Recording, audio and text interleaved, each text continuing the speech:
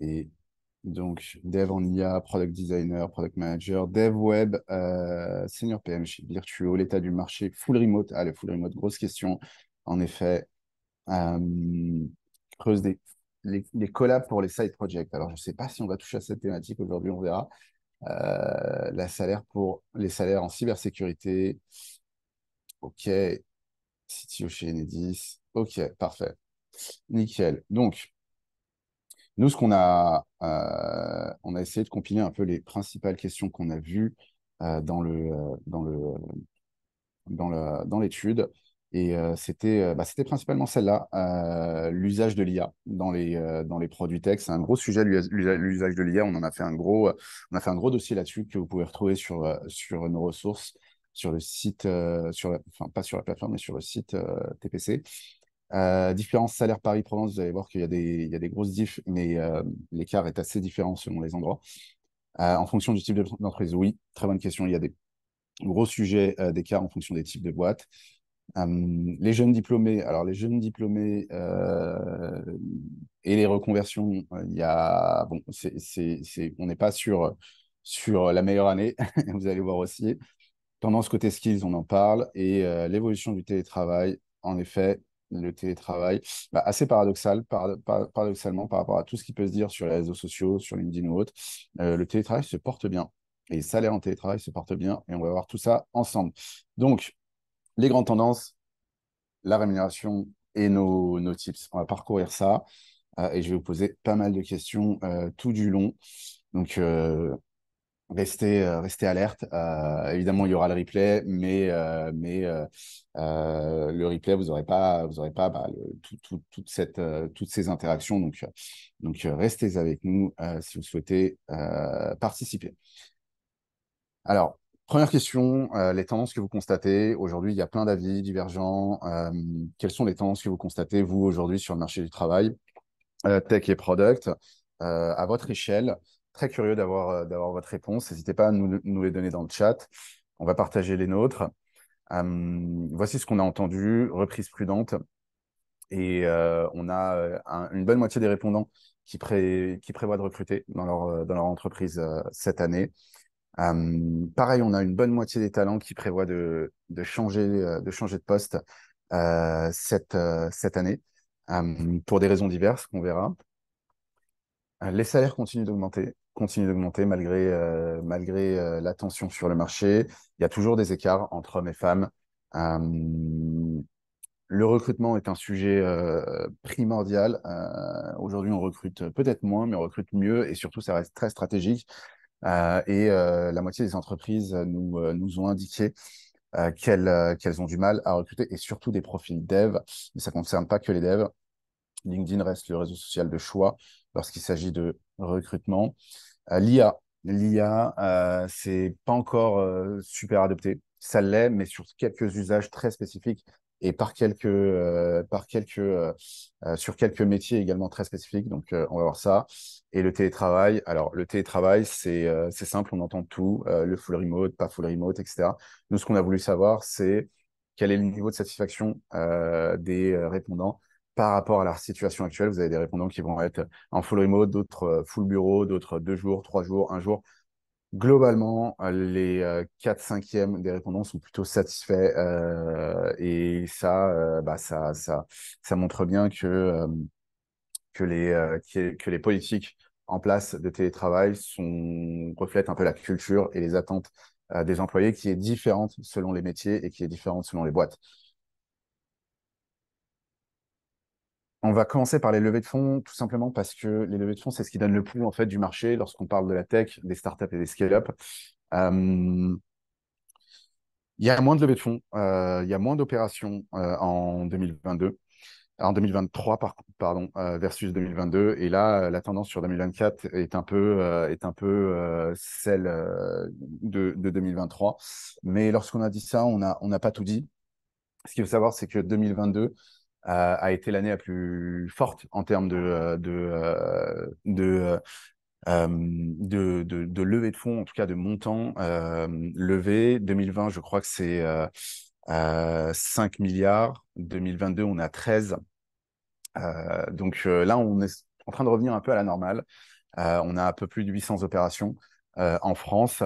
Sauf que, et très important, 90% de ces opérations aujourd'hui concernent les entreprises en seed ou en série A. On a une grosse tendance au micro-investissement, des tickets jusque 5, 10 millions euh, pour des startups très early ou early. Et en fait, ça reflète bien le fait que bah, chez les investisseurs, il y a encore de la capacité d'investissement, ce qu'on appelle le dry powder, c'est encore là. Sauf qu'aujourd'hui, on va regarder un peu les deux spectres du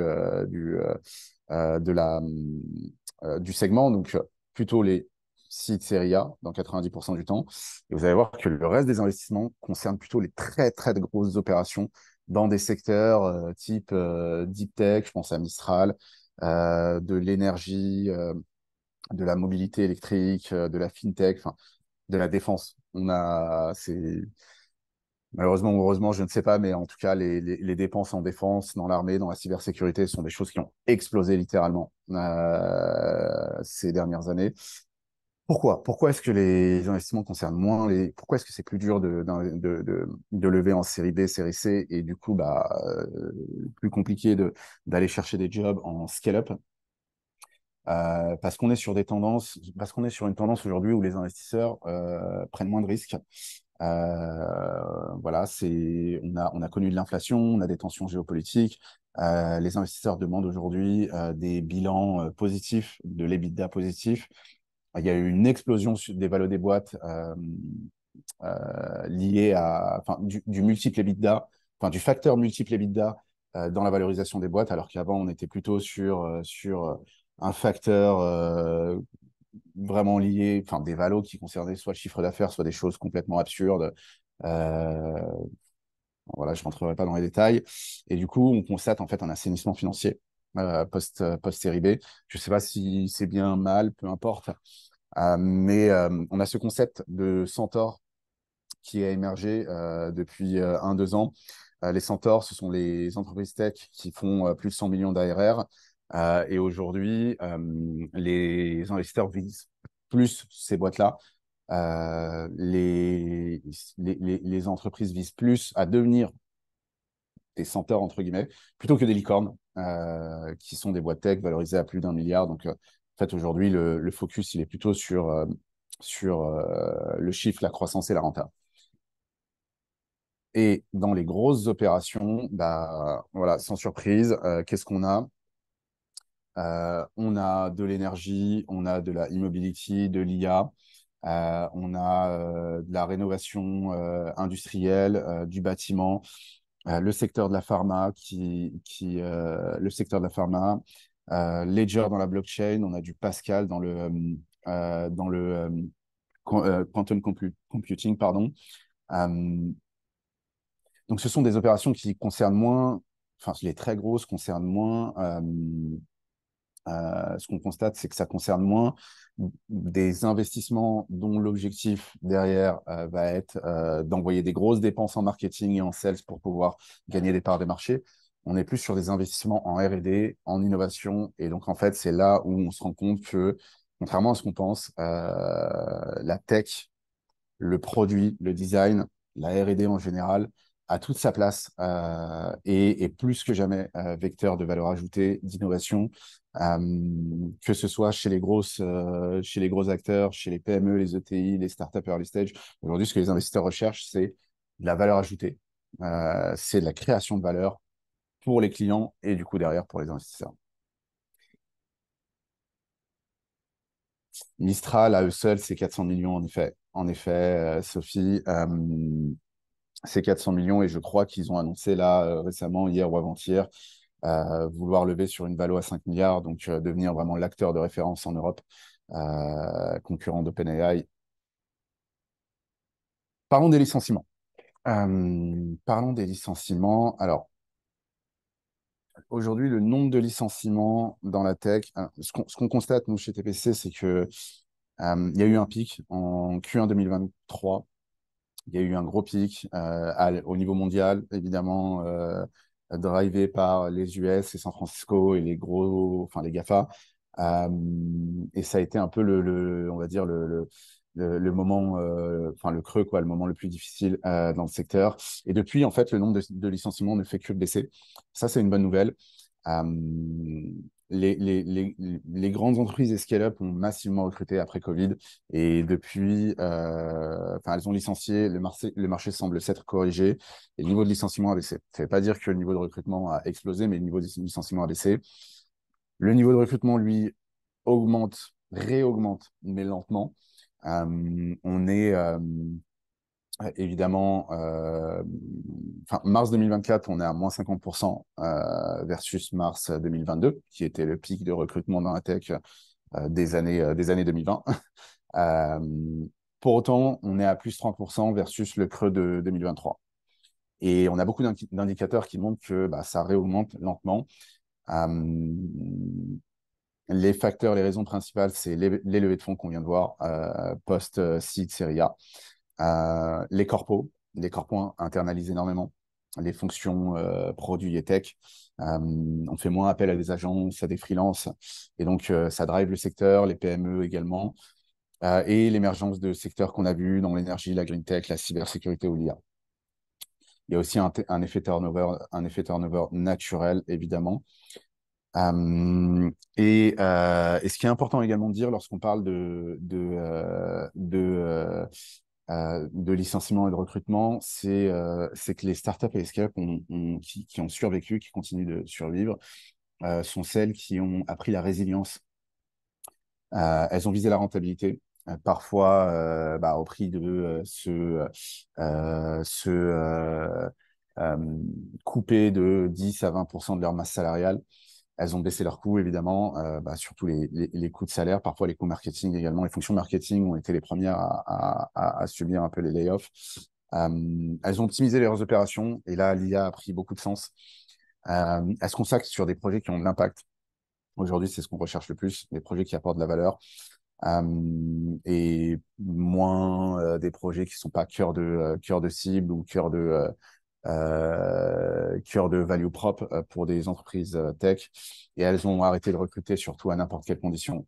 Ça, c'était la grande tendance en 2021-22. Là, c'est beaucoup moins le cas. Alors, je lis ta question, Sophie. Je parlais d'une baisse d'intérêt pour les startups qui brûlent du cash pour acquérir des utilisateurs et un regain d'intérêt. Est-ce que ça se traduit par la recherche de produits euh, ah oui, pour les produits plutôt tech et moins marketing. Sophie, nous, je, la réponse à cette question, je ne l'ai pas. Par contre, ce que je peux dire aujourd'hui, c'est que les profils, en ce qui concerne le produit, ça concerne aussi les techs, les profils les plus recherchés sont ceux qui ont une grosse capacité d'impact, un sens business assez aiguisé et qui vont être un peu full stack, qui vont pouvoir aller très haut dans la stratégie, descendre très bas dans l'opérationnel. Donc voilà, avoir une compréhension assez fine et selon les secteurs, selon les produits sur lesquels tu évolues, bah, il va y avoir des besoins en tech, il va y avoir des besoins en data, parfois des besoins en marketing. Hum, Le mouton à cinq pattes, en effet, le mouton à cinq pattes. Le mouton à cinq pattes, c'est vraiment devenu le, le talent le plus recherché. Ouais. Parlons d'intelligence artificielle. Très curieux de savoir quels usages vous en faites dans vos entreprises respectives. Comment est-ce que vous utilisez l'IA aujourd'hui? Est-ce que c'est un assistant personnel? Est-ce que c'est pour faire du contenu, pour faire des mock-ups, des protos, de la programmation? Qu'est-ce que vous faites aujourd'hui d'IA? Est-ce que vous ne l'utilisez pas du tout? Très curieux de savoir comment est-ce que vous travaillez avec ça.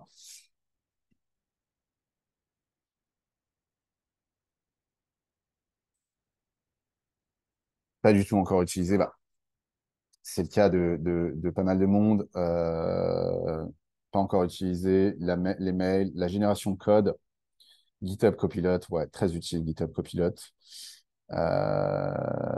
C'est trop tôt dans notre business. Génération de programmation, sauf un tiers de mon temps. J'aime bien le sauf un tiers de mon temps. Ça veut quand même dire deux tiers de programmation via IA. Génération de code, reverse engineering, tous les jours, vraiment indispensable. Core business, reconnaissance de caractère, ok. Surtout pour du contenu, pas dans le cadre du boulot. Marketing, content, ouais. Système de recommandation, prototypé, analyse de verbatim. Oula. Euh, Sparring partner pour Strat et PM. Ouais, en effet, en effet. Alors, c'est un peu tout ce qu'on constate. C'est un peu tout ce qu'on constate. Aujourd'hui, on voit que euh, 46% des répondants ont un usage plutôt faible de l'IA. Et à l'inverse, 45% ont un avantage grandissant. Ont un usage pardon, grandissant de l'IA. Seuls 9% des répondants ont un usage significatif ou plus. Et ce qu'on voit aujourd'hui, c'est quoi? C'est premièrement des startups qui se créent sur des promesses AI-based euh, ou qui ont rajouté ça dans leurs promesses historiques. C'est très bien de rajouter AI dans ces decks invest. L'expérience et le service client, bah, je pense que c'est vraiment le premier usage de loin. Euh, voilà, tout ce qui va être chat sur la plateforme, customer service, les comportements d'achat, analyse et prédiction, la recommandation d'offres, de produits, d'items personnalisés, le pricing personnalisé également. C'est des choses que font depuis très longtemps des plateformes comme Booking, TripAdvisor et Airbnb, par exemple. L'optimisation des opérations en interne, de la logistique aussi, pas mal touché par l'IA. Dans le produit, la performance produit, la programmation aussi, beaucoup. Évidemment, la création de contenu et le recrutement. Le recrutement, c'est un truc, je crois, il n'y a pas une semaine qui se passe sans qu'il y ait un webinar sur ChatGPT, IA et recrutement et comment tu optimises une job desk et comment tu optimises un test technique et ainsi de suite. Donc, c'est pas mal utilisé aussi dans ces fonctions-là.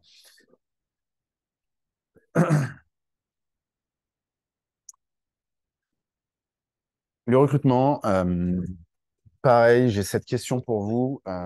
Est-ce que cette année, vous constatez que vous avez plus ou moins de mal à recruter, que ce soit dans les fonctions de produit ou tech, même design?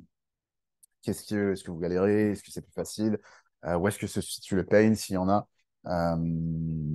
Voilà, très curieux d'avoir vos réponses par rapport à cette problématique pas spécifique qui est celle du recrutement.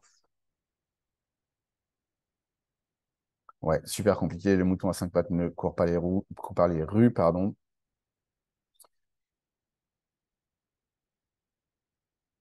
Profil pas en adéquation en product design, très peu de postes ouverts, du mal à trouver des bons profils, descriptif des postes aberrants. Ouais, c'est vrai que si on se place côté candidat, bah, ça match un peu ce qui se disait un peu plus haut sur le fait qu'on recherche le mouton à cinq pattes. Les profils super chers, 35K et encore, hein, c'est c'est pas ce qu'il y a de plus cher. Ok. Nous, ce qu'on voit, et c'est vraiment pas pour prêcher dans notre paroisse, mais on voit vraiment une grosse tension sur le marché. En fait, pareil, c'est assez paradoxal, mais lorsque vous êtes en marché, lorsque vous êtes en bull market, comme en 2021-22, où vous avez beaucoup d'offres, bah là, en fait, ce qui se passe, c'est que les candidats ont l'embarras du choix et donc vous avez plus de mal à attirer. Lorsque vous êtes en bear market, comme aujourd'hui, vous cherchez bah, des candidats un peu qui sont un peu plus qualifiés pour aller plus vite. Vous avez moins le temps de former bah, des juniors ou des profils en reconversion. Et ce qui se passe, c'est qu'en fait, ces profils-là bah, n'ont pas été concernés par les vagues de layoffs, ont plutôt été promus, ont connu des évolutions de carrière et sont un peu frileux. Il faut vraiment leur prouver la valeur dans de votre projet. Et en fait, on se rend compte qu'on a même des scale-up, des boîtes hyper sexy sur le marché qui ont beaucoup de mal à attirer bah, ces moutons à six pattes, CPM, product designer ou profil tech qui savent faire de la conception, du code, de la programmation, du test, de la CI/CD ou autre.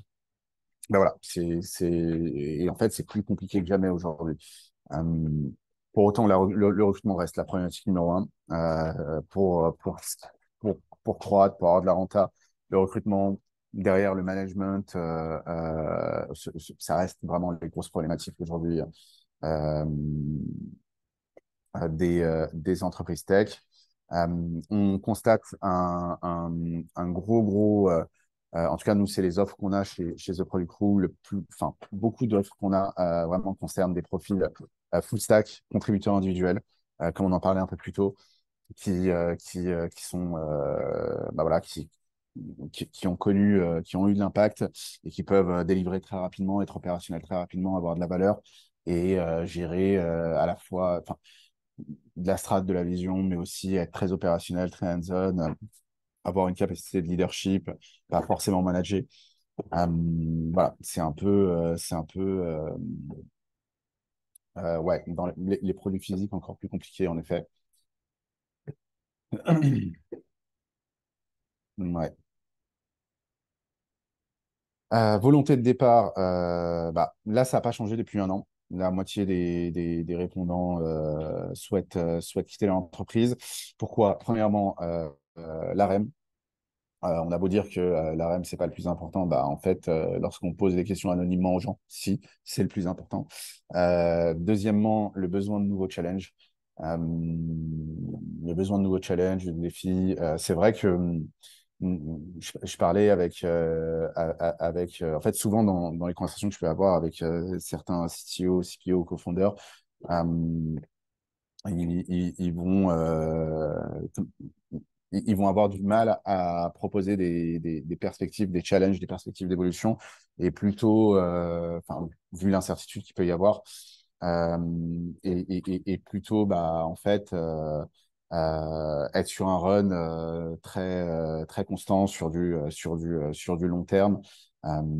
Et ça, ça se fait sentir. Ça se fait sentir. Il y a des équipes qui se sentent un peu, euh, un peu fatigués, qui ressentent une certaine fatigue aujourd'hui de devoir courir tout le temps après les résultats et moins voir le bout, moins voir des perspectives d'évolution. Et ça, ça, ça trigger, j'ai pas le mot en français, désolé, mais des besoins d'aller voir ailleurs pour avoir des challenges, pour avoir de l'évolution, quoi. Et pas en phase avec le management, pas en phase avec le management également. Euh, Est-ce qu'il y a une problématique autour de la positionnement des profils produits et de la rémunération dans les entreprises avec qui vous échangez? Euh, ouais, mais ça concerne tous les profils pour le coup. Il y a une vraie, là, encore ces derniers jours, il y a une vraie euh, tension en fait sur les négociations salariales. Euh, voilà, enfin, aujourd'hui, les entreprises, beaucoup ont recruté, beaucoup ont mis en place des grilles salariales, connaissent un peu l'état du marché, ont recruté des RPO, TAM, recruteurs voilà, qui ont pour charge de négocier, de faire une grille. Euh, et en fait, du coup, bah, on constate. Mais on va en parler un peu plus en profondeur. J'avance. En tout cas, si vous voulez garder vos bons éléments, challengez-les, augmentez-les, donnez-leur des perspectives d'évolution. Voilà, c'est un peu ce qu'il y a à retenir de cette slide. Euh, Avançons. Qu'est-ce qu'on a mis ici? Ouais, votre opinion du marché de l'emploi tech et product. Alors, n'hésitez pas à nous donner votre sentiment sur le chat. Aujourd'hui, ce qu'on voit, c'est que côté talent, c'est assez intéressant de voir ça. Le sentiment dominant, c'est celui de l'incertitude. Il y a de l'optimisme évidemment, mais il y a de l'incertitude. Et je pense que ça concerne pareil les deux spectres du segment, soit les profils juniors ou en reconversion, soit les profils très seniors, les profils C-level qui voient qu'il y a peu d'offres sur le marché et qui se posent des questions.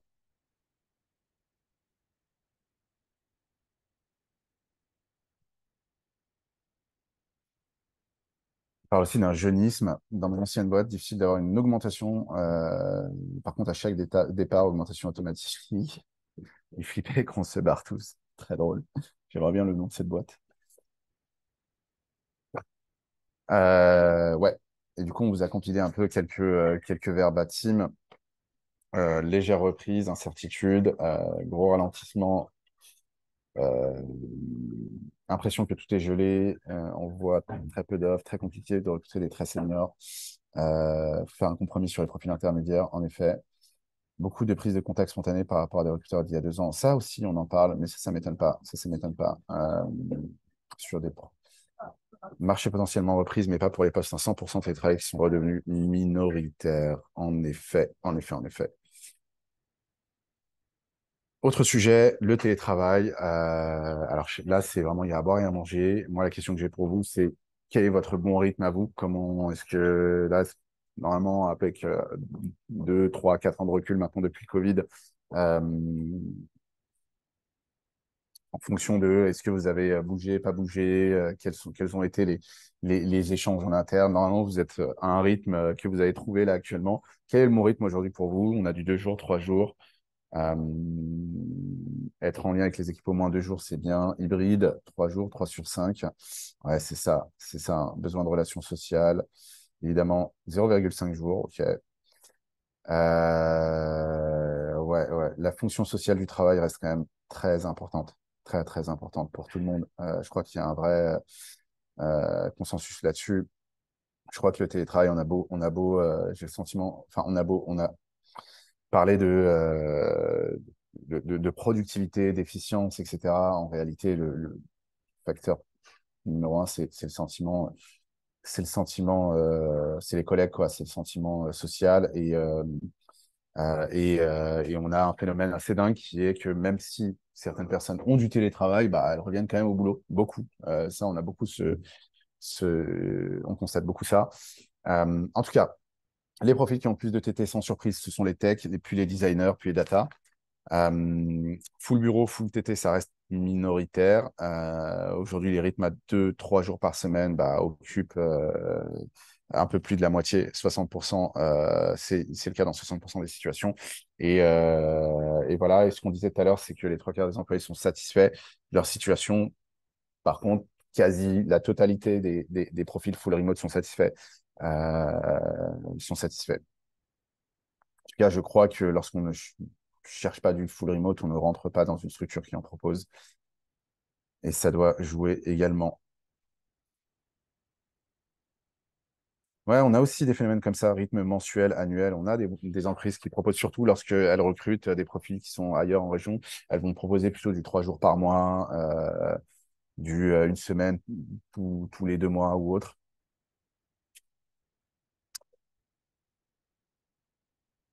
Alors, oh, pardon. Très compliqué de trouver du full remote, ouais, en effet. En effet, et chaque fois qu'il y a des offres en full remote, elles sont assaillies. Les offres en full remote, c'est un peu comme c'est un peu comme le mouton à 5 pattes, quoi. Alors, full remote international, on va en parler. C'est une très bonne façon de réfléchir au sujet du marché de l'emploi. Ok, avançons. La rémunération. La rémunération. Donc, partie 2. Euh, En fait, on a une augmentation un peu organique des salaires cette année. Ça suit l'inflation. Voilà. Mais on n'a pas les énormes bons qu'on a pu connaître dans les années précédentes où vous aviez fait 3 ans, bah, vous faisiez un jump, surtout en quittant votre boîte et en allant vous revaloriser, vous vendre dans une scale-up. Vous aviez fait 5-7 ans, pareil, énorme jump en rejoignant une startup early stage où vous alliez retrouver du leadership, trouver du leadership. Donc là, c'est moins le cas. En fait, voilà, c'est moins le cas et ça, faut le prendre en compte lorsque on change de job et qu'on négocie. C'est voilà, c'est dû à plein de choses. Toutes les entreprises tech avec qui on travaille, nous, parlent on fait attention. On fait attention à nos budgets. C'est pas parce qu'on a levé que c'est champagne. Voilà. Ça, c'est une vraie discussion qu'on a. Euh, et je pense que les candidats qui arrivent à comprendre cette mentalité-là, tout en sachant se valoriser lors des négociations ou renégociations salariales, sont ceux qui naviguent vraiment bien ce marché, quoi. Euh, Salaire moyen, ouais. On parle là le diagramme, c'est salaire moyen, ouais. Salaire moyen en France 2023-2024 dans ces secteurs-là.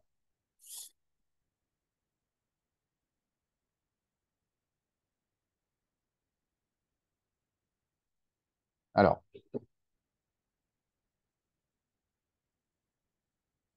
sur les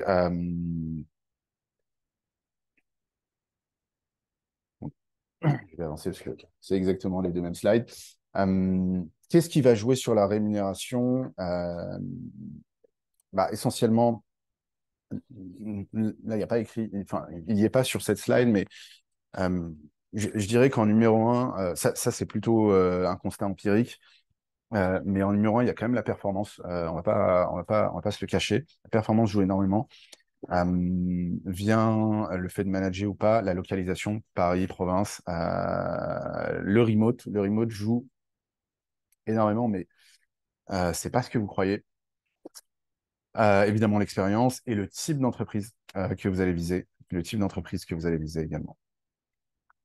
Si on parle du management, moi, la question que je pose souvent à des candidats, notamment seniors, c'est comment est-ce que vous réfléchissez à cette question du management? Est-ce que vous voyez manager là aujourd'hui? Est-ce que vous voyez plutôt rester contributeur individuel ou alors revenir contributeur individuel?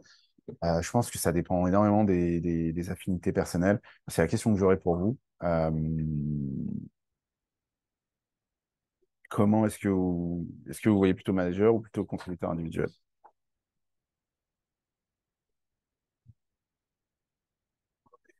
Je manage déjà, le management ne m'intéresse pas. J'aime manager, mais hors de question qu'il soit à temps plein. J'ai besoin de participer. Ça, c'est une réponse qui plairait à beaucoup d'entreprises. Plutôt expert, hybride. Je suis PM, je manage pas. On me demande d'être les deux. Dégoûté du management. Bah alors, Charlotte, qu'est-ce qui s'est passé? Management, si la structure n'est pas libérée. Ouais, les structures libérées, holistiques, les holacraties, je pense qu'on est beaucoup revenu sur ça, hein.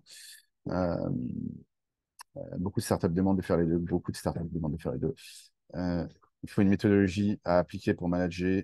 Ouais, ouais, ouais, en effet. En effet, il y a beaucoup de gens qu'on lance dans le grand bain du management, alors que personnellement, le management a été si vous voulez, la chose la plus dure à développer, la compétence la plus dure à développer. Voilà, moi, j'ai été product manager, j'ai été entrepreneur, j'ai même fait un peu de dev, du business développement, et de loin, le plus dur, ça a été d'être d'être manager. Euh, alors, qu'est-ce qu'on voit? Bah, sans surprise, en fonction de votre niveau de management, du nombre de personnes que vous avez, bah, la REM va pas être la même. Elle va être plus élevée lorsque elle va être de plus en plus élevée, évidemment. Euh, Pour autant, les contributeurs individuels peuvent être autant valorisés, voire mieux valorisés que les managers. Ça, c'est un constat qu'on fait sur les offres qu'on a chez TPC. Euh, les contributeurs individuels, et il y a plein de raisons à ça. Évidemment, on attend de beaucoup. Souvent, c'est des profils qui ont déjà réalisé beaucoup. On a moins besoin de recruter, notamment des juniors, donc plus de marge de manœuvre. Donc, ouais, il y a plein de facteurs derrière ça. Donc, c'est vraiment pas à négliger. S'il ne paye pas de problème, en France, on ne considère pas que le management comme un métier, c'est vrai. On ne considère pas le management comme un métier en France. Ça manque de formation, tout à fait. La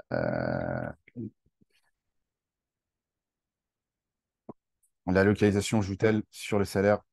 Oui, on va en parler. On va en parler juste après. Et le full remote. Alors, le full remote, grosse surprise, grosse surprise, mais en fait, les profils en full remote sont mieux payés que les profils qui ne le sont pas. C'est assez surprenant de voir ça. Vous voyez là, vous avez par exemple pour les profils product manager, product marketing, product ops ou autres. Si vous êtes, si vous n'êtes pas en full remote, vous allez être à peu près 90% du salaire brut annuel des profils en full remote. Pareil en design, 86%, 93% dans la data, 91% pour les profils d'engineering. Et alors, c'est assez paradoxal, mais il y a des explications à ça. Et en fait, ça tient bah, évidemment, ouais, bien sûr, Kevin, ça tient au profil et des entreprises qui proposent du full remote, et au profil des talents, en fait, des employés qui sont en full remote. Donc, premièrement, en effet, les entreprises qui autorisent le full remote sont plutôt des entreprises en croissance. On le constate. Euh, Elles ont soit levé des fonds, soit elles se portent bien au niveau du cash. Euh, elles vont croître pour augmenter leur capacité, soit elles vont ouvrir des antennes locales, mettre des gens en full remote, ou alors pour augmenter leur capacité de recrutement, elles vont se tourner vers les régions ou l'international, ou alors elles vont avoir des profils middle manager, des head of qui vont, bah, je sais pas, aller s'installer avec leurs compagnons en province. Donc tout ça, ça joue beaucoup. Euh, Deuxièmement, les profils en full TT sont plutôt seniors. Plutôt seniors. On accorde moins de full TT à des juniors, sans surprise. Euh, et troisièmement, les métiers full TT compatibles bah, sont plutôt des métiers bien rémunérés, voire très bien rémunérés. Ça va être des métiers d'archi, voilà, back-end, product designer, des métiers de dev mobile, iOS. Product manager, on en voit moins, on en voit beaucoup moins. Euh, et donc, forcément, ça se factorise dedans. Donc, ouais, il y a un biais dans l'analyse, il y a un biais assez important, mais euh, ouais, les profils full remote sont mieux rémunérés. Alors, l'écart en pourcentage, c'est l'écart entre c'est pas très bien exprimé, désolé, mais c'est l'écart entre si tu n'es pas en full remote versus si tu l'es, quoi. Si tu ne l'es pas, tu es à 91% du salaire full remote, du salaire full remote à domaine d'activité équivalent. La localisation. Sans surprise, en France, partout en France, on est moins bien payé qu'à Paris. Euh, et les régions où l'écart est le plus important vont être Nantes, Toulouse, Rennes, Grenoble. À l'inverse, les régions les plus proches vont être Marseille, Lille, Lyon, Bordeaux. Et ça, bah, ça suit en fait les levées de fonds. Ça suit les opérations, le nombre d'opérations en levée de fonds. À l'exception près de Toulouse. Toulouse, ça remonte bien. Je pense que Toulouse va avoir et l'Occitanie, on va avoir des belles surprises l'an prochain. Euh, Parce que ça a pas mal levé ces derniers temps. Il y a une espèce de pôle tech là-bas qui est assez dynamique. Voilà, ça correspond au dynamisme de la tech, aux opérations, au montant des levées. Donc ouais, en région, là, enfin, gardez-le en tête lorsque vous êtes en phase de négo ou si votre entreprise est à Paris ou autre, ou même si vous négociez localement, gardez en tête ces chiffres parce que ben voilà, c'est un peu les chiffres qu'on a recueillis. Euh,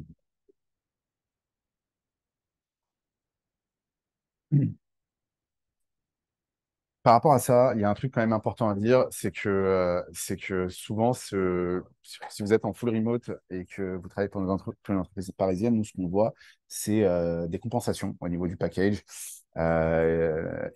Ces compensations, bah, ça va être, je sais pas moi, enfin, des avantages en nature, les billets de train, l'hôtel, le coworking, le matériel ou autre. Et ça, c'est à prendre en compte dans la REM globale. Ouais. C'est lié au pouvoir d'achat local, ouais, tout à fait. Tout à fait, bien sûr.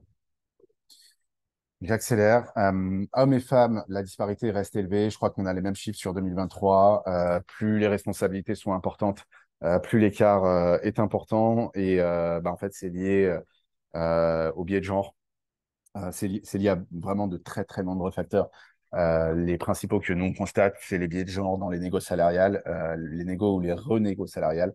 En général, c'est plus agressif côté homme lorsque ça négocie. Les interruptions de carrière, les congés mat, ça offre moins d'opportunités. Je ne dis pas que je n'ai aucun jugement de valeur, moi, par rapport à ces questions-là. Mais juste, tu envoies le constat. Et puis la culture de certaines boîtes qui vont plus valoriser les hommes, plus les associer à de la performance et donc leur de confier des projets plus importants, du variable plus important euh, que les femmes.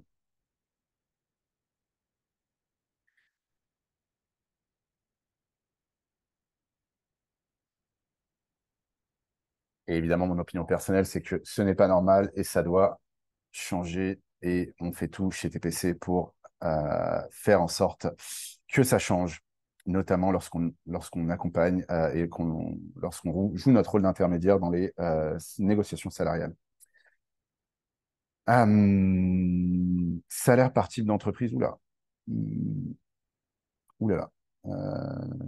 Désolé, celle-là, elle est un peu, elle a un peu bougé. Je vous en parle 2 secondes. Le constat qu'on fait par rapport à ce facteur-là des types d'entreprises, c'est qu'il y a un vrai avantage à rejoindre des startups en early stage, en seed, en série A. Elles rémunèrent mieux. Elles rémunèrent mieux parce que moi j'appelle ça l'effet mercato. En fait, elles vont chercher des profils qui ont déjà fait, qui ont déjà réalisé, qui ont déjà eu de l'impact et elles sont prêtes à mieux les rémunérer versus de la revalorisation interne, d'évolution interne ou alors le fait de rejoindre une autre scale-up. Donc ouais, c'est un vrai truc. Les grands comptes aussi rémunèrent bien. Ça, on s'en rend pas mal compte. Les grandes entreprises rémunèrent bien, sont plutôt stables sur la REM, ont des grilles plutôt avantageuses. C'est pour ça qu'elles arrivent à retenir, à attirer. Enfin, c'est une des raisons qui fait qu'elles arrivent à attirer, à retenir les talents. Mais voilà, gardez en tête ça. Ouais. Donc, on arrive sur les 10, 12 dernières minutes. Et là, ce qu'on va essayer de creuser, c'est un peu comment est-ce qu'on peut naviguer? Comment est-ce qu'on peut naviguer, notamment lorsqu'on est côté candidat, ce marché, le marché de 2024? Il y a beaucoup de conseils qu'on donne. Et avant de les donner, moi, je suis très curieux d'avoir les vôtres, en fait. Quels sont les conseils que vous donneriez à un candidat en 2024? Comment est-ce que vous l'aideriez à naviguer le marché de l'emploi tel qu'il est, tel qu'on l'a vu sur les 2 premières parties?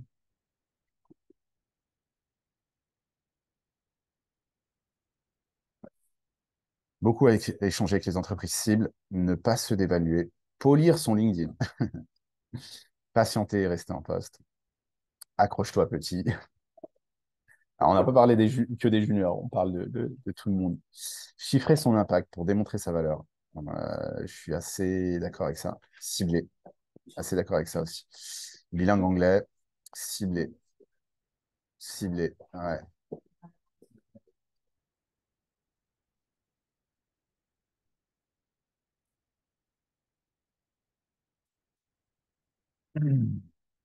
Appeler TPC, en effet.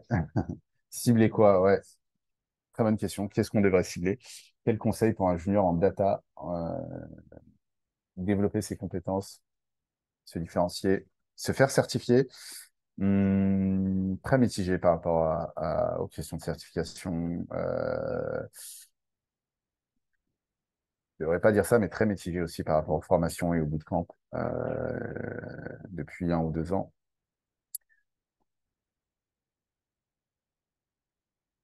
Les recommandations, mais oui, les recommandations, bien sûr, bien sûr. C'est un truc très, très important. On vient de sortir une fonctionnalité sur TPC il y a un mois qui vous permet d'être recommandé sur la plateforme par celles et ceux avec qui vous avez bossé. Et ça fait une énorme différence lorsqu'on présente votre profil à nos entreprises partenaires. Alors, déjà, parlons des compétences. Il y a des compétences qui sont recherchées.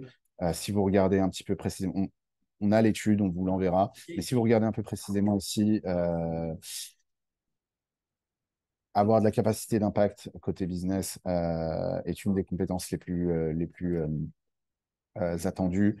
Sans surprise, la discovery côté design et product. Et on demande de plus en plus à des devs de faire de la conception, donc en aval de la disco, mais de faire de la conception.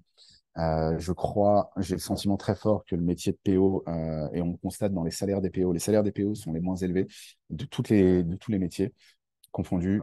Je crois qu'il y a PO, brand designer et web analyst. Pourquoi? Pourquoi? Parce qu'en fait, c'est des fonctions, en fait, bah voilà, spécifier des fonctionnalités, je sais pas, tester, écrire des stories, c'est des choses qu'on demande de plus en plus aux tech. Et il y a de moins en moins de valeur, en fait, sur ce métier-là. Évidemment, c'est une généralité, mais, euh, mais, euh, mais en fait, on voit l'évolution de la grille des compétences, qui fait quoi, l'évolution des rôles. C'est assez intéressant de voir ça. C'est comme le métier de Scrum Master qui est complètement en train de disparaître, sauf dans certaines organisations. L'IA revient un peu partout, la data également, connaissance des problématiques tech pour les products, pour les designers. Et je crois que le mouton à cinq pattes, en fait, concerne la plupart du temps les devs, à qui on demande de tester, débugger, de faire de la CI/CD, de la mise en prod, faire de l'archi, de la programmation, de la cybersécurité, de la conception produit, et ainsi de suite. Nos recommandations. Donc, nous, on en a une dizaine pour naviguer le marché cette année. En fait, on en a une dizaine et je vais essayer de vous expliquer pourquoi, quelle est la raison derrière chacune d'entre elles. Donc, premièrement, se concentrer sur la création de valeur et l'impact business. Donc, euh, ce que vous avez envie de faire, c'est, avant de rebondir ailleurs, c'est de vous assurer que vous avez créé de la valeur dans votre projet actuel, que vous avez eu de l'impact, que vous avez travaillé sur des projets qui ont eu de l'impact. Vous positionnez sur ce genre de projet. Vraiment, ça va être le facteur numéro un. Ça va être ce que vous allez mettre sur votre CV, sur votre LinkedIn, en discussion, ce qui va faire que vous allez gagner en expérience, que vous allez pouvoir passer les tests techniques. Voilà. C'est euh, avoir craqué des problématiques qui ont apporté de la valeur pour la boîte, pour ses clients. Deuxièmement, l'IA, l'utiliser au quotidien parce qu'en fait, tout est relatif, même si c'est encore moins utilisé, on a quand même si c'est pas l'explosion qu'on attendait, on a quand même 39% des répondants qui utilisent l'IA au quotidien. Je pense que l'an dernier, on n'a pas posé la question, mais si on avait posé la question l'an dernier, ça aurait été peut-être autour de 10-15%, et l'année d'avant encore moins. Donc en fait, ça va faire que scale, et ça va être un truc indispensable, et on le voit aujourd'hui dans les besoins en compétences. Donc ouais, faites de l'IA. Envisager des postes en PME, ETI ou en startup early stage. Il y a beaucoup de monde sur les offres en scale-up post-série B, série C. Moi, j'ai un CEO qui me parlait l'autre jour je crois, sur une offre de product designer, 2000 répondants. Sur Welcome, 2000 répondants en un mois. C'est juste, enfin, du coup, ça crée d'autres problématiques, en fait, de targeting, de screening, mais alors que c'est vraiment pas du tout le cas pour les boîtes early ou les PME, les ETI ou même les grands comptes. Donc là, vous avez une carte à jouer. Les postes de contributeurs individuels, je vais pas revenir dessus, mais il y a une vraie carte à jouer là-dessus. Vraiment, le- le- on n'attend plus des divas. C'est une phrase qui revient souvent. Tu vois, des gens qui vont faire enfin, qui vont vouloir faire que de la discovery ou alors, je sais pas moi, que de la programmation, du code euh, voilà. Viser d'être un peu généraliste, d'être un peu bon en tout. Évidemment, si vous avez l'opportunité de développer une compétence très particulière, sectorielle, notamment je pense à la finance, à la fintech, une compétence voilà, très, très ciblée, le mobile, une techno ou autre, faites-le, mais restez restez généraliste. Les secteurs porteurs, n'hésitez pas à suivre les levées de fonds, c'est un énorme indicateur. Envisager le freelancing avant embauche, ça c'est une grosse tendance, c'est un truc qu'on voit beaucoup, le 3 jours semaine pendant un mois avant de se lancer. Euh, et ça permet en fait, ça a de la valeur pour tout le monde. Ça permet de se projeter, de dérisquer pour tout le monde.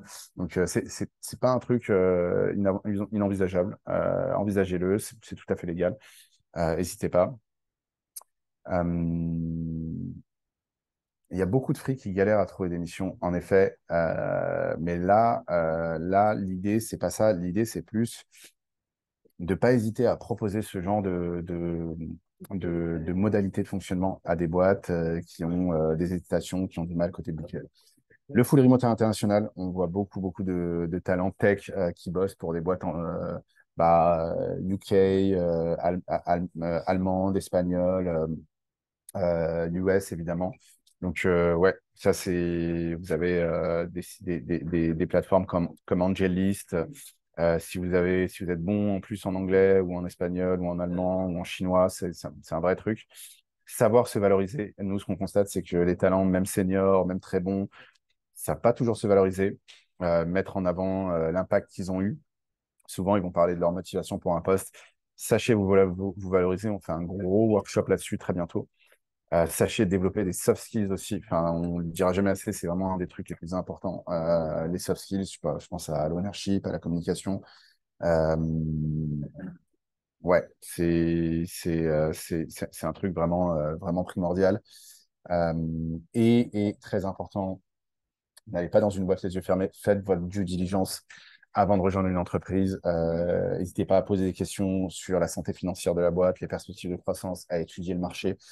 Ouais, c'est rejoignez, enfin, vraiment l'équipe c'est important, en effet, la vision de la boîte c'est important, mais la solidité et les perspectives de croissance de cette boîte-là le sont d'autant plus. Si vous voulez vous projeter dans une boîte, ça doit pas être quelque chose qui va être un pétard mouillé, qui va avoir du mal à, voilà.